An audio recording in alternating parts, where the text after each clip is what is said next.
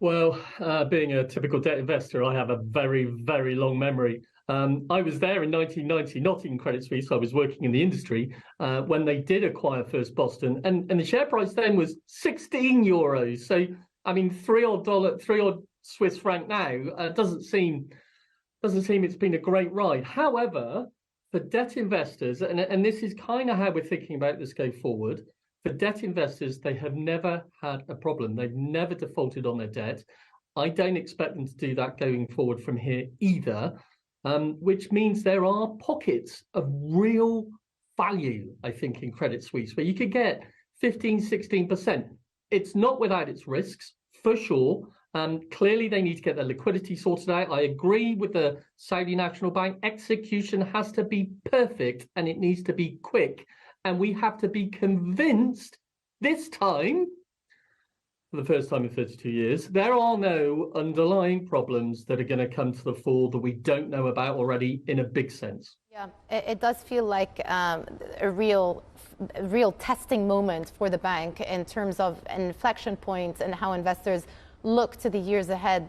It's certainly questionable whether they can actually withstand another crisis similar to the ones that it has experienced over the last couple of years. But we talk about the business strategy and their plans to sell off some assets, sell off some units, make further changes when it comes to operations. But there's one additional element that is not in their control, and that is reputation management, because there has been a loss of credibility in this bank, in its management, in the decision making that has taken place.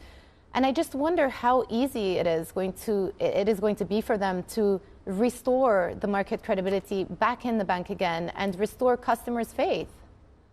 An absolutely key point, and something I've been talking to your colleagues at CNBC for the last year or so, that these changes in culture that they tried to put in a year or two ago take time. And clearly, you've got to have a point where nothing goes wrong whilst you're implementing that. So right now, they need to be really clean.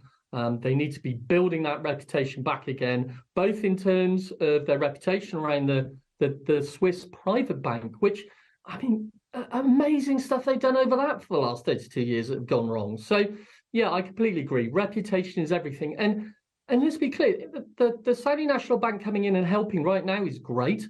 But the people they've really relied on for the last 32 years have been the debt market.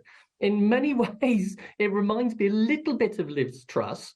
Debt investors here are in a lot of power going forward. We are going to be funding them. We're going to be helping them get through this. We're going to be looking at their debt profiles, the 30, 40, 50 billion of disposals they've got coming up.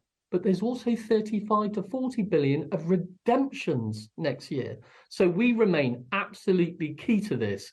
We've got to believe in that reputation. It's got to be built. And as I said, it's got to be built quickly.